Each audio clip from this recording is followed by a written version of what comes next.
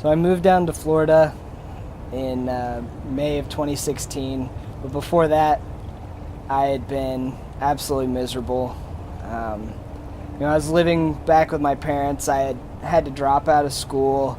I was too afraid to leave my room. All I did is just sit in my room and get high, and occasionally I would scurry out to get more drugs, and then I would just hide from everyone. I hid from all my problems. I hid from everyone who I thought could become a problem, and I was just completely consumed with fear. And my life was a total mess at age 23. And it came to a point where a couple crazy events happened. I crashed my car, and I got really scared. And I was in a position where I was willing to make a move down here. And within 3-4 days, I was down in South Florida in treatment, and then eventually in a halfway house. And in the first halfway house, the cool thing to do was to not work a program and to not really work on ourselves and just have fun and go to the beach and not really do anything that's very productive. And I was able to maintain on that for a little bit. I got really unhappy and ended up having to leave that halfway house because I wasn't doing anything. And fortunately, a friend of mine recommended me to go to Healing Properties. And when I got there, things were a little bit different. The atmosphere was different. I could feel it the second that I walked in the door. All the people were there, and they were happy and genuinely just all chatting around, and it seemed like everybody had been friends for a long time. And everybody was really welcoming to me, and I wasn't used to that. I was a little taken aback. I was kind of scared at first. I was like, are these people like being serious? Is this what they do for a second and then they ignore me? And that wasn't the case at all. I felt really welcomed, immediately. And I was talking to him, and I was like, well, how is everybody so happy here? It seemed like that wasn't the case anywhere else. Everyone was just kind of sober and miserable, or dry and miserable. And they were just like, well, we really encourage everybody to get a sponsor and start working the steps. And so that's what I did. And at least on the surface. And I ended up not being able to keep up with that. I moved out a little too quick. I started to feel better, started to see some things in my life change, and then I stopped doing everything and I moved out. And I immediately started getting high. And fortunately, some of the people that worked there and the people who had become my friends while I lived there were good enough people to convince me to make a move back. And I ended up talking to the owner and talking to the house manager at the time, and they let me come back, no questions asked. And this time, we all decided that it was in my best interest to go to do the RBC, the Recovery Boot Camp side of it. And, things were a lot different this time. I realized that I couldn't just do things on my own. I was much more willing to take people's suggestions, and the good thing about going into Recovery Boot Camp is all the people that work there know how it is. Sorry. A lot of them have been through that, and almost the exact same situation. They know how relapse works. They know that we get broken down. They knew I was hurting. They knew I was sad and embarrassed. But I was welcomed back with that same attitude. It felt like I was home again, and I felt safe immediately. And the people that work there really care.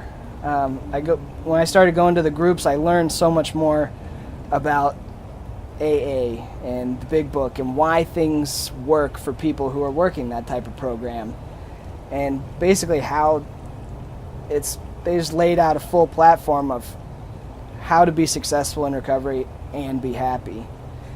And it's just that same attitude, and having that Recovery Boot Camp side of it really was the turning point for me, because I was able to learn so much more. And since then, things have been good. I was able to get my program back on track and be happy again. The people there were so great, and I learned a lot, and it was cool to be able to go to the place where people doing the right thing is the cool thing, and it's the norm, and everybody's working steps and actively participating and is there to help each other. Having a therapist is awesome. My therapist is in recovery. She knew a lot of what I was going through. She was able to relate with me, not just on a therapeutic level, but just on a personal level. She was easy to talk to.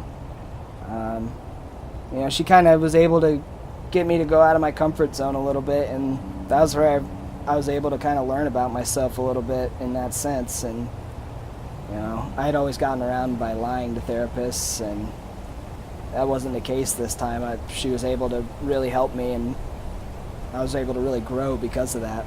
The attitude's a lot more serious in an all-male facility. It's at first, it may be intimidating for some people. For me, it definitely was.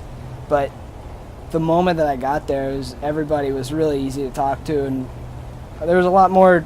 There's a lot less distractions, and because I know that whenever I was in my first halfway and even my first treatment center, I got caught up, a little distracted by the women, and I ended up relapsing after that, and I wasn't able to focus on myself, and I was always just trying to impress someone. It was always for someone else. But having an all-male facility makes it really easy to be able to relate with all the guys that live there. Everybody's going through the same stuff. Everyone has trouble with girls, but having just guys there takes away any of that animosity or anything like that. So whenever I relapsed, I had gone home for Christmas, and I had burned a lot of bridges that I had spent a little bit of time trying to get back to a healthy, functioning relationship. And nowadays, after I've been working on it and working on my program and trying to make those amends, and having spent time talking to some of the guys that live at Healing Properties, I've been able to right those wrongs, and I've been able to get back to where I can call my dad and not feel ashamed and not be scared that he's going to know something or feel like I'm constantly hiding something from him or from anyone. And it's just having that removal of that fear that really drives me to keep doing what I'm doing. And because I was so consumed by fear and being too afraid to pick up the phone when my dad or my mom calls, or anyone for that matter, I never want to go back to that point in time. I was so miserable. And I just feel really fortunate and thankful and grateful that I have faith that everything will be okay.